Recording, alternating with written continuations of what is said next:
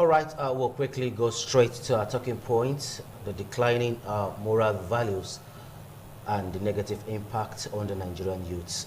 Joining me to discuss this beautiful topic is Joyce Daniels Ehinoji Oame. She's the Executive Director of the Joyce Daniels Organization. She's also a social engineering practitioner. Good morning. Morning, Daniel. Thank you for having me. It's a pleasure having you on the show. Thank you. And of course, sitting very close to her is Honorable Emmanuel Ehimare Okoduga. Yeah. He's a public affairs analyst. Good morning, Honorable. Thank you, Daniel, for having me here. All right, you guys are looking smart this morning. Thank you. It's like you're having a meeting after this meeting. It's a work day. Oh, really? Okay, let me quickly start with you. Let's give you the honor. You know, you're the only lady among us now. What is or what are moral values? Very simply, they're the guidelines that help us decide between good and bad, right and wrong. As simple as that. As simple as that. I'm sure Honorable will want to share more light on that. Well, I would say that moral values are sets of principles and guidelines that help one to differentiate between right or wrong. And again, when you go further, you can look at it that moral values are relative. It's a relative concept that is influenced and shaped by the norms in our society. So what it implies is that what is of one moral value in one culture differs from the other in another culture. There is what we call ethical relativism, which holds the view that morality is relative to the norms in a particular culture, which means that what is right and wrong is dependent on the norms in that particular culture. Okay. So what are the causes of this decline? Decline in moral values will start by defining what is acceptable in society, okay, which starts from the home. And in the other aspects of society that affect our daily decisions, routes, and value system. For example, the school, religious organizations, okay, but I would always say starting from the home. The things we value now are not much different from before, but the things we give more voice to tend to affect whether the values are declining or not. And okay, yes, we agree that they are declining. So number one will be the constant desire and race to money and the power that we give money. It causes us to decline, to reduce our values, because we think of what the returns will be before we think of the values we get. okay. I would give an example, and I give no apology to it. All right. The way we value having vehicles, cars, and we share testimonies and say, oh, I have a new car. We find more people saying, Lord, give me a car more than give me an opportunity to serve my community. So if what I want to get is a car at almost any cost, guess what? I will make almost any decision to get the car over service. So the things we value. Recently I was at an event and the governor was giving out gifts to people who had served community in certain ways. And some of them were rewarded monetarily. And the people who were on the microphone were saying, we go share this money, we go share this money. They didn't give one minute of regard to the work they were being honored for. It was about the money, the money, the money. The sharing. The sharing. We go share the money with you. Government, go bless us. But what about the reason why he was honoring them in the first place? It was about service to humanity and service to society. So are you saying when youth lose focus of service to the nation, that could lead to decline in our moral standards? That is the number one reason for decline in morals. Okay, Honorable Emmanuel, she talked about the home front. Basically, charity begins at home. Exactly. So are we now saying the older generation have missed it? Okay, let me quickly add to that. One of the reasons for the decline in moralism is the changes in the role of family institution. Okay. Yeah. There's complete failure of parental responsibility in our society today. That's a statement of fact. The family is the first and most important social institution that is saddled with the responsibility of inculcating moral values on the child. But today what you have is a complete neglect. So many parents are busy. They're so busy, they don't have the time to even inculcate moral values. Some families don't even have the time to pray, okay? The foundation for a successful home is, first and foremost, to have the fear of the Lord. That is having godly principles. So, but that is lacking in our today's society. So that's why you see that most children, some of them don't have morals. Why some that are from godly homes, they have morals. You understand what I'm saying now? So secondly, I think the monetization of our culture is also a key imperative in the decline of moral values. What am I trying to say?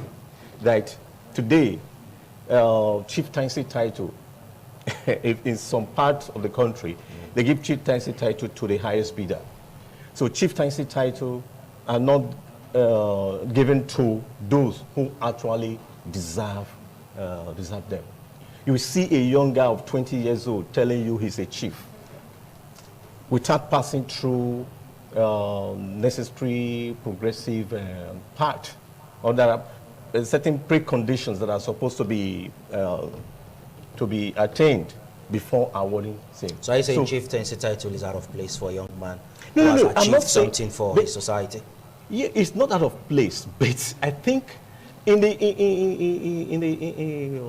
yesteryears, at least before you see a chieftaincy title being conferred on somebody, you know that the man, you look at the age, okay, you look at his antecedents, his track records, what he has done over time to meriting such chieftaincy title. But what we see today in our own society is the merchandization, let me put it that way. People pay for it. And because our society is now so materialistic, there is greater inclination to measure your worth with the material possessions you have. Okay. Are you getting what I'm saying now? It's so sad. That is a sad reality that we have found ourselves. So, Martin Luther King once said, he said, I have a dream that one day my 4 little children will live in a country where they will not be judged by the color of their skin, but by the content of their character. He said, I hold this truth to be self-evident that all men are born equal. He said, let freedom ring so that God's children will be able to sing with a new meaning. But today, in African society, you are not measured by the content of your character. You are measured or rated by the material possession, the number of cars you have, the number of houses you have, the money in your bank account. There is this escalating individualism syndrome. Myself and myself. Okay. Do you get what I'm saying? So it's so sad, Daniel. So let's come back. You want to share thoughts on I that? think so. Is it our elders that have failed? Not, I wouldn't say so. Okay. I would say it's a shared responsibility. How? Expatiate. How? I have a right, I have a moral responsibility to myself, regardless of what my parents did. Okay. As long as I cross a certain age. So I would say, okay, yes, train a child in the way it should go. Between age 0 to 12, shape the child. But by the time the child becomes more aware in society, from 16 and above, guess what? They become more responsible for their choices. So I don't want to blame 100% the older generation. I would say it's shared, especially if we're speaking to people who are between ages 18 and 35. Those are the youths, right? Yeah. They're responsible as well. You're old enough, we say it, you're old enough to know the difference between right and wrong now, and then you can make decisions. So your parents did this or that. Okay, fine. What are you now going to do to fix it? But some people are of the opinion that parents of this generation are not doing enough to inculcate this good moral standard in the younger generation. Are you a parent yet? No. Are you a parent? Are you doing what you need to do? Yes, I'm doing Am I doing it? Yes. Okay. Many of us are. All right. I want us to strike the balance. Parents are not completely without care for their children. Many of us growing up also did not really see. No, let me rephrase that. All right. Parents, in my opinion, many parents are still trying their best. The decisions, I want us to make it a personal We thing. are not generalizing it. Yes, I We are want not it to be, generalizing okay, it. fantastic. I would say a lot of parents are trying. Economics, I'm playing the devil's advocate right now. Economics will require that more parents work than before. Because of the cost of living, way back when, it was okay for one parent to work and the other at home. Takes care of Now, the kids. it's difficult to make ends meet on one person's income. Okay. So not only are both parents working, guess what? Many of the young ones are also involved in the business that the parents are into. Okay. So I would say here and there, it is what decisions we make personally and what our children see us do. If our children watch us lie and deceive people to make a buck, to make a naira, they are very likely to inculcate. But at the same time, for people between 18 and 35, I would say make the decisions So, right. Honorable Emmanuel, are we saying economic effect have a role to play too? Are we saying that? Yes, that has a role to play in the decline of in moral values in Yes. terms of Globally. Unemployment, for example. Okay, now you say that some of the youth will tell you that because of the fact that they don't have job, and that is why they are indulging in one or two vices, but that is not an excuse. Okay, yes. That is where the government has a critical role to play in addressing the issue of unemployment and youth employability.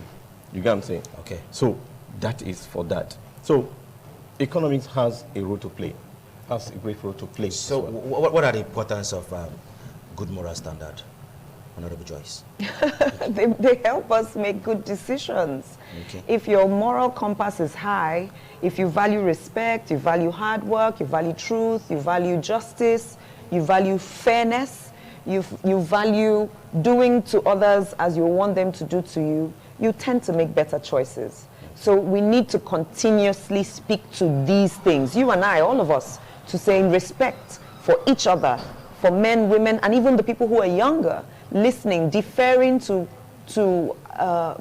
superior arguments, deferring to leaders with respect, and sharing opinions respectfully even when they differ. Peace, when we regard peace over violence, or what we now call violence, then they will help us make better choices, better decisions. Okay, Honorable, does it have any negative impact in our society, the decline in moral standards? Oh, seriously. It has a lot of negative impact in our society. For example, I talked about the monetization of culture. That is one side, okay? Then you look at the aspect that has to do with the youths today, involvement in internet crime. A lot of youths today have built a career in internet crime. Okay. All right? Yes, they have reasons to tell you because of unemployment, because they don't have anything. And because of quick money. Quick money, yes. All right? Now, unemployment is a major catalyst. Exactly. Now, you see today in our society what the youths are doing currently, that no respect for elders anymore, because they feel that they have, they have arrived. They have made the money, whether through dubious means or whichever, they don't care, okay? Now, let us look at the aspect of a graduate who genuinely go to school, a 35 years old, let me say 30 years old graduate who went to the university. He came out with either first class or second class or third class. Okay, let me say second class. Now, he or she is employed in one private school, okay, and he's being paid 30,000 naira. Then you see a 16 years old guy who has built a career in one fraud, in one internet business. He's riding or driving GAK, and he has built 3 houses. And the same society, that graduate that had a fear of the law because the parents told him or her, when you get to school, don't join bad gangs, don't join cults and all that. That has been the sermon before you get admission. Exactly. Yeah. And he actually religiously obeyed the parents' advice because the parents had godly values and they bequeathed same to him. So, and this young man who has the fear of the Lord, or young woman who has the fear of the Lord, see a 16 years old guy who is not driving GLK everywhere, and the society is applauding him. He goes to the church, the society, even the pastor, we respect him. And the graduate that come to the church because he has nothing, okay, nobody recognizes him. Do you get what I'm saying now? So, and at the end of the day, you will see that there will be greater inclination for majority of youths, supposedly, who have the fear of the Lord, who were hitherto doing the right thing, because of the pressure. Now they have been sidelined. It's okay, is that not your mate? That's your mate now. Come, go and look at John. John has car. John has built 3 houses. The society put enormous pressure on you. Because of that, some of them will lose their spiritual equilibrium and now tilt. Teach to what the other guy who went to commit maybe one crime or the other to get him money. So this is the harsh reality we are facing in our society in terms of decline Joyce, in moral values. You want to add something? No, he said it all. Okay, now let's move further.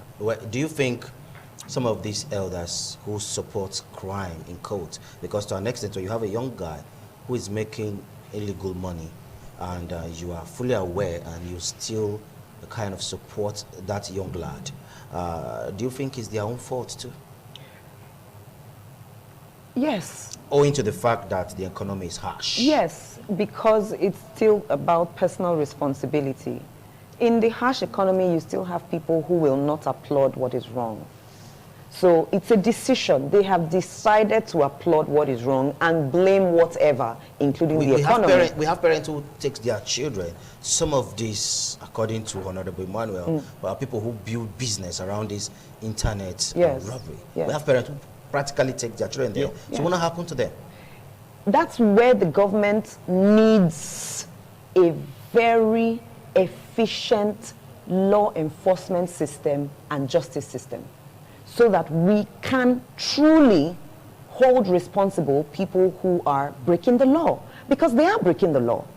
But if they get into police nets or they get into the court system and after a while things disappear and get phased out, then what happens? We reinforce. So when we have good justice system, good law enforcement, then we're able to nip it in the bud. Else, people will just keep giving excuses of the economy, and getting away with it. When we look at the countries with the lowest crime rates, which when we talk about monetization, we also would see, one of the things we want is quick success. So that's why even parents are willing to allow their children cheat in exams and pay for them to get better grades, right?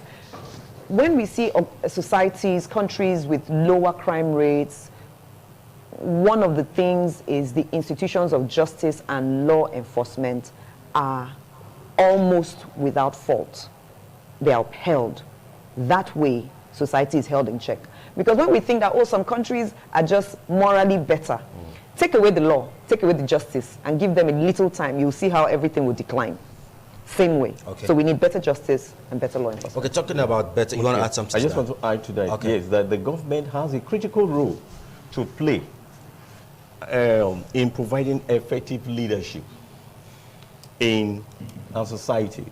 Effective leadership that will drive efficiency, economy, effectiveness, transparency, and more importantly, providing value chain employment opportunities for the unemployed youth.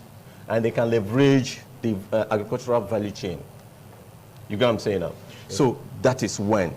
And again, the government should come up with a robust public policy framework that will support value reorientation program, like the one we used to have. You have the War Against Indiscipline. I remember then when I was still young, and things were falling in place. That sense of responsibility that if I commit a crime, if I do anything wrong, I will be checkmate or I will be punished for that. That was the fear. And again, government should come up with what we call consequence management program.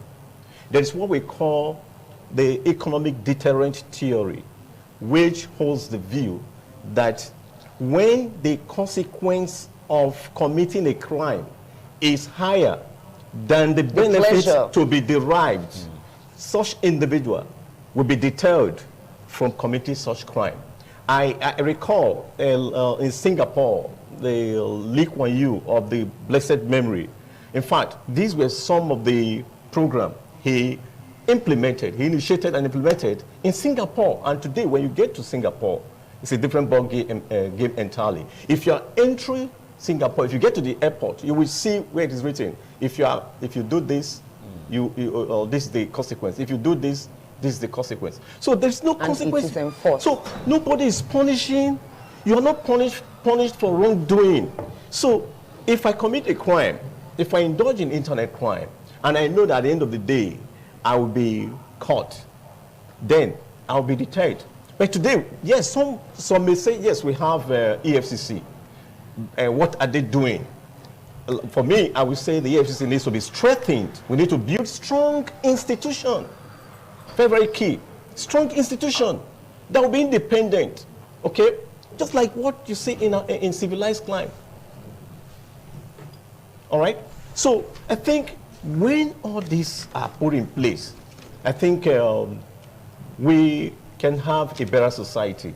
And again, the educational program, most of the school owners in our society today, in Nigeria, they are not concerned about generating value, giving value.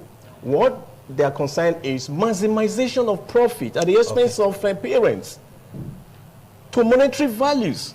That is the interest. So now, there should be a regulatory framework, okay? Even though it is there, it can be strengthened so that schools, mostly private schools, can come up with a value-based, value-oriented curriculum. If you're talking about private schools, education, what now happened to the public schools? Private schools, as well as public schools. If you're saying private schools, are we saying the public schools? For public school, for Edo State, for example, I would say yes, that the governor is, the state governor is doing well. The state government is doing well in terms of the Edo-based initiative program, where learning and teaching outcome has been improved. So at least we're not saying we are 100%, but steps have been taken in the right direction by the state government. So if other states are doing the same thing, I think we will have a better society. So government regulates. I still want us to always come back to individual responsibilities. Families should regulate, parents will regulate, individuals regulate, neighbors regulate. Even along the streets, you and your street association regulate how you value each other, so that it's not only a government responsibility, it's a shared responsibility of everyone. So Joyce Ohame is saying we are all regulators now. We all are, yes. All right, now. Based on our moral compass, which is what we're discussing, right? Okay, now let's take back. He talked about having good security system and checkmating some of these excesses. But over time, we've seen where some of these boys, when they cash out in court, you see heavy security presence with them, heavily armed men, directly from some quarters. I wouldn't want to mention names now. How do we handle this? We're coming back to individual regulation. Okay. If the person in charge of a security agency is only, what's the word now, deploying people to certain areas. For example, we watch over this government office or this parastatal But when it's a free for all, anybody who can pay, going back to monetization, as long as you can pay for the service, we don't care what you're doing, then that's a problem. So and you will see in some states, it's worse than others. And it's not necessarily because of the clout of the state. It's about the person who is sitting at the helm of affairs of that institution. Okay. And that person has, as it were, higher moral values. So we're going back to individuals. So that's one, on the individual side. Then, of course, when we institutionalize it and we say, as a security agency, we only protect people who are doing A, B, and C. And it is very clear. And regardless of how much money you have, you use a private security agent, which is obtainable even in Nigeria. Of course. There are private security firms that are not paid with taxpayers' money. Okay. Now, the 2023 elections is fast approaching. And if we don't get it right now, we may not get it again as a nation. But some people are of the opinion that the political class are some of the brain behind this decline in moral values. Honorable Emmanuel Ahimare. All right. Do you agree with that? Well, you're not far from the truth here. And I think Joyce Oamen made mention of shared responsibility, okay? When she was talking about the fact that there should be regulation in terms of security issues, maybe someone following the young man who has made money in one way or the other. So this boils down to the issue of corruption. The issue of corruption, okay? Corruption is so prevalent in our society. Corruption now is not like an, how will I say, there's an ecosystem of corruption where we have majority and minority shareholder. I'm telling you, it's just like an industry. Majority and minority Majority and minority shareholders. Okay. In the corruption ecosystem. Okay, now, first, the government has a critical role in dealing with corruption. They should set the pace. They should set a standard. That's why I made mention of consequence management. Now, the youths, on the other hand, that are being maybe given some funds in order for them to maybe set their conscience, but not all the youths, not all youths are doing same. So some of them have moral values, and some of them will tell you, no, I don't want to collect this money, and I will vote for the person I want to vote for. So if there is consequence management and somebody is caught unduly influencing the youth, financial inducement, and the person is arrested and punished, that will serve as a deterrent. So it will go a long way to reducing the declining effect of moral values in our society. Okay, I'm going to put this question to Honorable Joyce Oamen. This Honorable, yes, go ahead. I'm going to put it. Go ahead, Honorable Daniel. All right, now the government is moving towards arresting or holding responsible the parent of out-of-school children on the street. So do you think this can help in the moral decline in our society? Definitely. It is a step in the right direction. It's called law enforcement. Okay. The Child Rights Act provides, a part of the Child Rights Act provides for free, compulsory, qualitative education for primary, and then children are encouraged to go to secondary. Now, if parents constantly share economic responsibilities with children, and we are saying these are people under the age of 18, by law, it is wrong. By law? Yes, that's what the act is there for.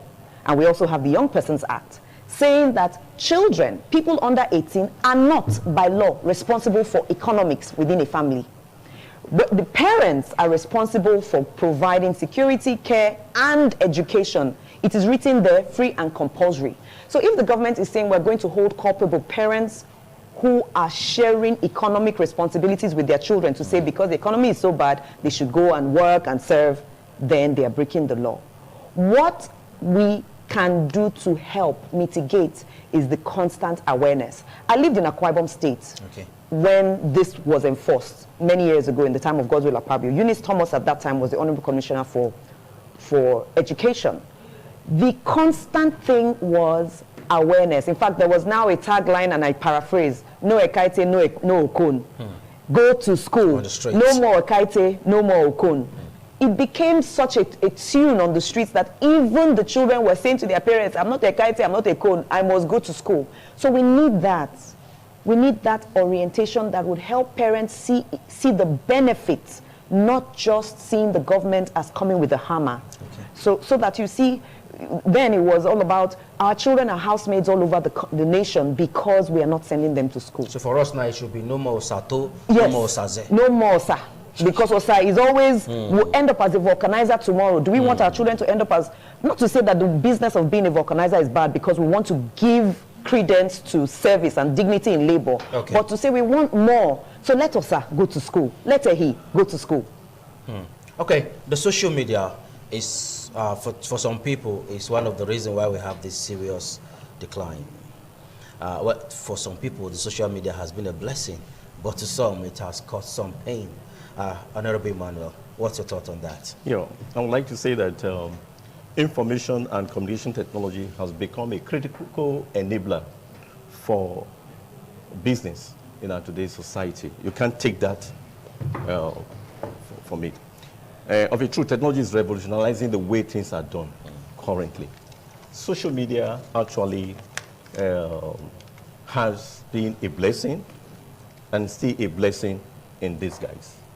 Now, if you talk of education, bonding people together, creation of relationship, creation of value chain opportunities in the internet, in the media space and all, people are not engaged. But the issue that is critical is the interest. People are drawn by their lust and interest to certain areas which they are not supposed to actually do. Like, for example, in the social media space, they talk of this pornographic sites and all that. And that is where some persons will tell you that social media is a curse. It's a curse rather than a blessing. I don't agree with that. It depends on the individual. If you have moral values, good moral values, okay? If you have good moral values, you will maximize the usage of the social media platform. For example, I'm a Christian, all right? I'm a pastor. I use the internet daily. I'm in the social media space. So I'm maximizing benefit from the social media space. So it is my own responsibility, my choice, to either say, okay, let me refrain myself from doing something stupid. It's all about choice. Sometimes you have to just pop up. Yeah. Some of this site, yes, just pop up like that. Let me finish. It's all about choice. We have two choices in life. The choice to accept your condition the way they are. Okay. And the choice to take responsibility to change your condition. So if you are in the internet space, for example, for myself, I have the choice to take responsibility to maximize benefit from the media space. Yes, you may mention the fact that, yes, as you are in the social media space, some unethical content can just pop up. Yes. So if you see that, what stops you from immediately taking your mind off the unethical content that just pop up spontaneously? Or, you get what I'm saying now? So it depends on the individual. So you will discover that at the end of the day, you have more gains from the social media, from technology. I told you that technology is a critical enabler for business. Okay. You cannot take that from it. All right, So, Joyce, he said they have a choice. What's your thought on that? Yeah, so I totally agree. I've been saying it all morning. Okay. Personal responsibility. My first son is 19. He'll be 20 in a few months. And from as young as 6, 7, I had to learn. Us as parents, we had to learn. And the school was supportive in teaching us how to begin these conversations early enough so that they know how to make decisions morally based on what we have decided are our moral values. Okay. So when he is faced with these things, even as a young mind, once in a while he reaches out and says, see what happened, see what happened, see what happened, see what happened. And I go, what do you want? Do what you know you can defend. Do what you know will make you and God all right. Simple as that. I always said to him, at some point, it's not about what will make your parents happy. At some point, that ship will sail. It will be what will make you happy, what will give you peace at night. So to all the youths who are listening, young ones, including parents, it's to say, social media is not the problem. It is the internal compass that is the challenge, just like he said. Okay. So let's help strengthen that internal compass. We'll quickly give out our phone numbers now because we'd like you to be part of the conversation. So the number to call so you can share your thought with us is 070-8365-1320. I'll take it again, 070-8365-1320. This number will be displayed on the screen right now so you can call in and share your thoughts with us on the show this morning. Let's come back now to our guest in the house. So some of these ethical values, how do we now gain from it? Positive ones. Honorable Emmanuel. All right. First, I think what we should be pushing for in terms of ethical value. First, that is especially on our youths, on the lead generation, is when contentment. So we should be able to preach that ethical value of contentment. The book of 1 Timothy chapter 1, verse 6. 1 Timothy 6 says that contentment, godliness with contentment is a great gain. So our youth should be contented. We should preach that ethical value of contentment. Okay. That whether I have maybe little money in my pocket or I don't have, I should be contented. I should have hope. Okay? I should have hope that one day things are going to get better. Hope is the glimmering steeper's light, which steers and adorns the way. For still as darker grows the night, it always emits a brighter ray. That is a statement of fact. Well, the phone line is already boiling now, and I'm very sure viewers want to share their thoughts with us. Let's come to the phone line. Hello, good morning. Okay, we lost that call there. 070-8365-1320. That's the phone number to call in. Hello, good morning. Hello.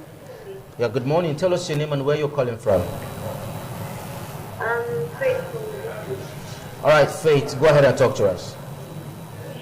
Okay, the request to is fine and it's alright. But still and I know how efficient are. Like, I'm done with school though, but recently when I'm going to buy food for church, writing and all that stuff, I discovered that this was about 250 naira. And back then it's to buy it for 60 naira. Again, that's only for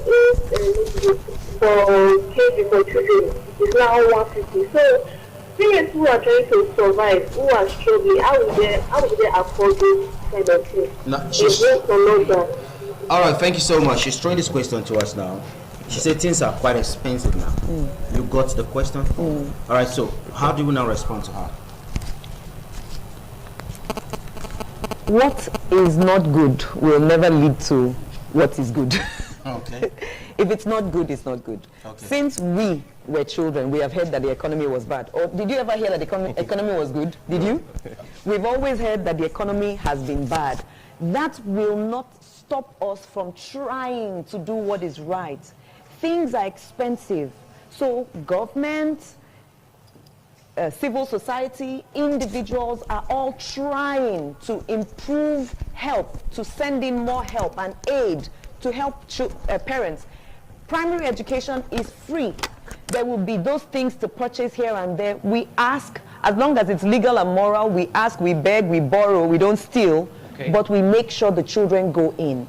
If they don't go in, it just gets worse. So we can't regulate increase in prices? We can't right now because of all the issues, but we can regulate internal compass, which is what we're talking about, moral compass. So I can't buy a new notebook for my child, but I will still take the child to school. I think at the end of this whole conversation, every parent and every individual will have this internal compass we've been talking about. I hope so. Hello, good morning.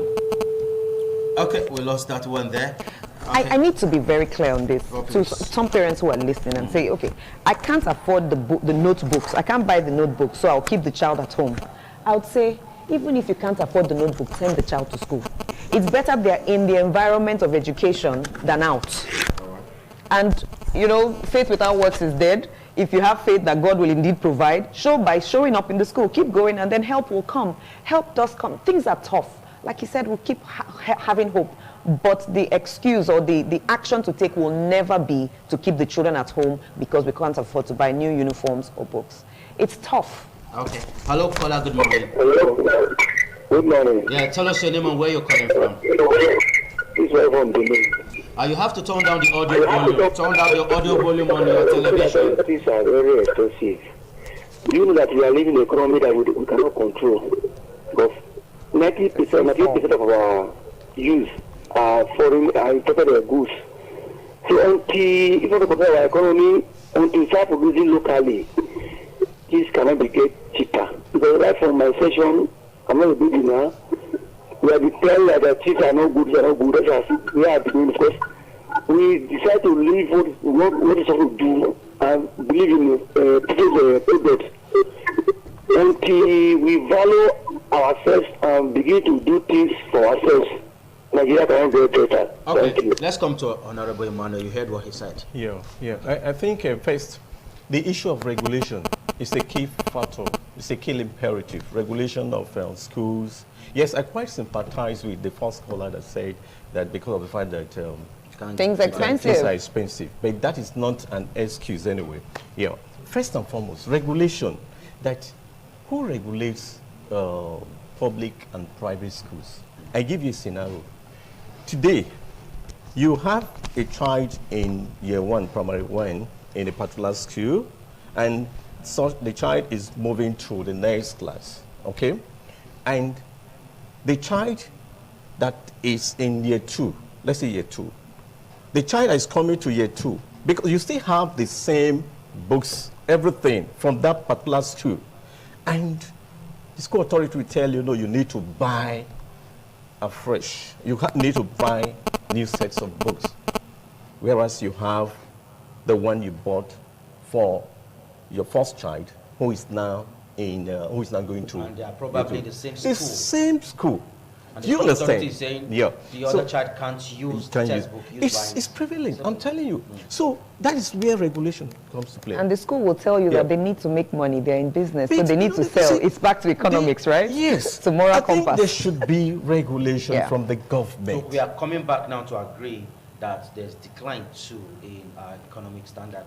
Everything. One affects the other. Yeah, let me tell you something. We are an import-dependent nation, okay? We do not produce. Even the fact that we have oil, there's petroleum, crude oil, we are not even maximizing and taking advantage of the zero comparative advantage we have. Okay. Do you get it? I'm with you. So that is a story for another day. Hello, good morning, caller. Morning. Yeah, tell us your name and where you're calling from. Yeah, I'm calling you from Gawa. My name is Hassan.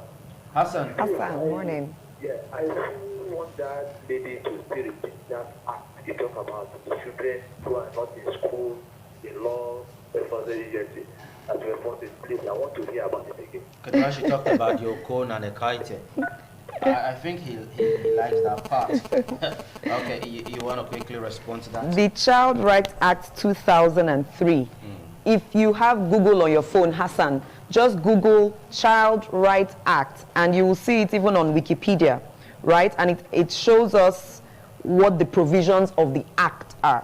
The act, any act is national first, and then states will adapt in their state houses of assembly. Edo State adopted a while ago.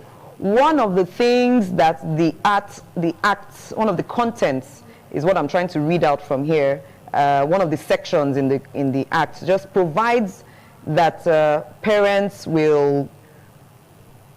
and society We will look out for the interests of the child in terms of education, security, and well-being. So it also says that the provision of primary education should be free and compulsory. It's not optional. Who is sponsoring it?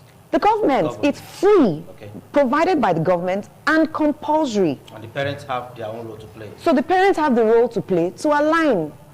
Now, some people will talk about the quality of education that governments provide. Thankfully, we are in the place where we have Edo Best, where we are sure that the quality of education in the primary level is up to par globally, right? So go there, it is free.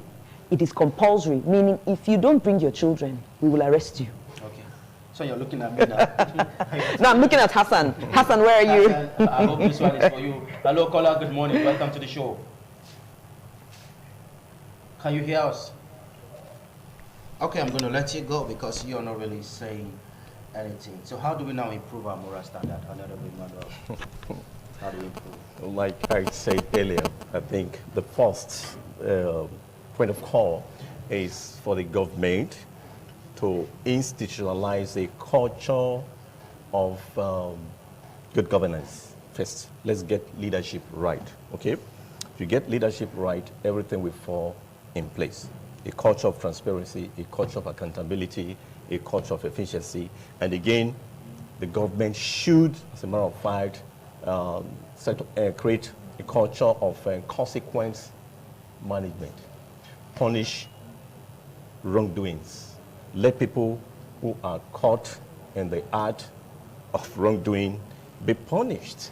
And celebrate right. And it should be name and shaming. I think there is this name and shaming stuff. So let that be done. So let excellence be rewarded. Very, very key. You know, today, what you see today, excellence has been sacrificed on the altar of mediocrity. Good people are not rewarded. You see, some persons who do not have what it takes to be in a particular position, they are rewarded. Just look at our political setting. You discover that, yes, you have some of these aspirants who have the money to play around, to give to some of these leaders. And at the end of the day, what do you get? They endorse. They tell you, okay, this is the person we are endorsing. Where you have a lot of things, you have good things to offer. But because you are not dancing to such... You're not playing to the gallery. You're not playing to, yeah, exactly. So they tell you, I know, but don't worry. We know he has the capacity to do that. And don't worry, when your time comes, you will be there. So these are things we need to really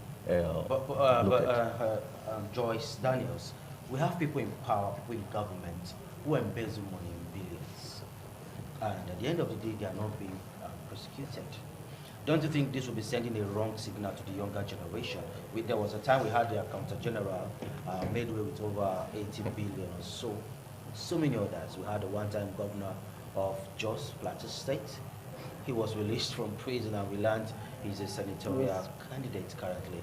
So don't you think this will send a wrong signal to the youngsters? It's definitely sending a wrong signal to everybody, including the parents who are trying to hold their children from crime. And at some point, the parents get frustrated and say, you know what, Osa, do anything you want to do. So it's not only the youth, it's everyone. We're going back to internal compass, everyone. Know that there's life beyond this life, or if you believe in that, and saying, beyond this, what else do I want from my life? What's the legacy I want? And some people say they don't want any legacy, I beg, money today. So it's what you choose. If the law is upheld, if the justice system is right, if parents will continue to hold on and each one hold to the other person to try and uphold each other, then it will get better. Other thing that where the media has responsibility as well is for us to constantly talk about the positives. Okay. We know that there are a lot of bad things going on in society, but if we keep focusing on the bad, guess what? It will only multiply. Okay, so that's now your responsibility. Let's quickly come back to the phone line. Hello, caller, good morning. Hello, are you there? Hello. Okay, we'll let you go. We'll let this caller go. So let's quickly start wrapping up now. Let's put a finishing touch to the discussion. But I would have loved us to take more calls. Hello, good morning. Hello, hello, I'm back again. You are back again. You're who? She called Faith, before. Faith. Okay, Faith. Faith, go ahead and talk to us. Okay, the other lady said they'll be providing government for every free school, you know. So let's talk about I'm beginning now the population of free school, like government school in Edo State right now. I'm not sure it will be enough for the population of children. You know, if you go to some government schools now, some students are sitting on the floor, those kind of things. So I would like if the government to provide us with more school environment and chairs and all that for support. All right, Faith, are you a student? Yeah, I'm a student of University of Benin. Oh, okay. Do you sit on the floor to receive lectures?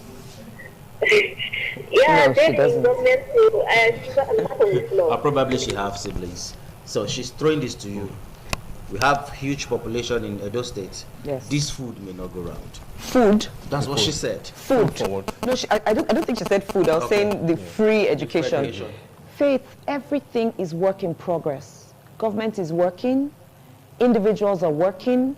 What we are saying is that in spite of conditions that are present while work is going on, prevailing conditions are present while work is going on, we all, including parents who would train their children to say, we will still go to school. It is better, and I will say it without any fear of favor, it is better to have a child in school sit on the floor to learn than not to be in school at all. Don't say you don't want your child to sit on the floor in school until the government provides seats. And so because you keep them, and the consequence will be you keep them at home and have no education at all. Guess what? You will have a child that is not educated and will sit on the floor at home, because based on what we're saying, the economy is not even good enough, right? Okay. So please, whilst the government is working, while society is helping, civil society organizations are Hello, working, good morning. let's go to school. You need to turn down the audio volume on your television. Well, I'll let you go. You need to turn down the audio volume on your TV set. Very, very, very important. I'm sure you have a good contribution, but you need to turn down the volume on your TV set. Hello, good morning. Okay, we lost that call there. Now, government, you want to Yeah, I share just want to something on add to Joyce Oame's contribution. Okay. Now, like, you know, I talked about the issue, I spoke about the issue of regulation, all right? Like the lady that talked about the fact that some person, maybe some schools, they sit on the floor and all that. This is where we need to promote the social accountability project. You know, there are persons that have been saddled with that responsibility for M&A, monitoring and evaluation. So if you see, maybe if you notice that there are some schools within the state where such act is prevalent, that is persons, students, people sitting on the floor. So all they need to do is to take note and say, okay, as school in so and so district is experiencing this challenge. I think this is going on because yeah, I think they should continue. What the governor they should spoke of continue. about 2 or 3 days ago when he was talking about the arresting of parents of out-of-school children, he said that one of the missions of this administration is to ensure that by the time their tenure is over, there will be no child on the floor. So it means that is being done. And he said, well, I read it in the newspapers, and he said that the Commissioner of Education is working day and night to ensure that in this tenure, that comes to an end. Some of these policies are beautiful, good policies, but the fear of being Nigerians is continuity. Don't you think by the time we have another government come into power, some of these policies will just be a thing of the past? Honorable Manuel. Yeah, the issue of continuity is always a challenge. Yeah, I think we should get that right.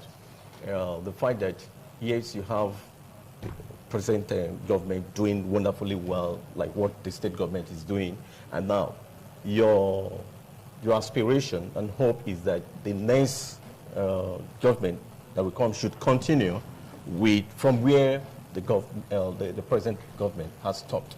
So I think it's a matter of laying institutions, that is setting standards, okay, documented one for that matter, to say, okay, this is my roadmap, this is where I want to go.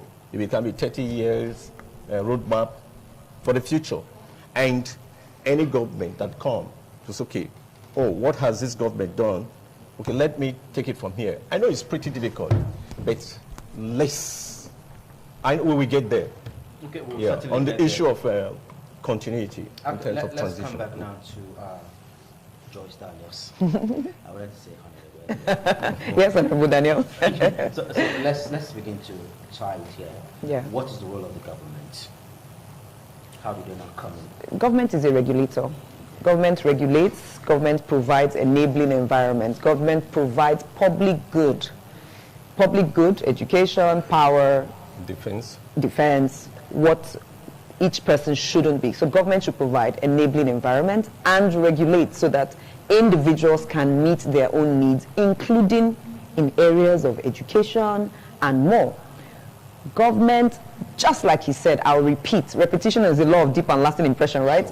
Government, through good leadership, which is defined by transparency, accountability, will lead the way.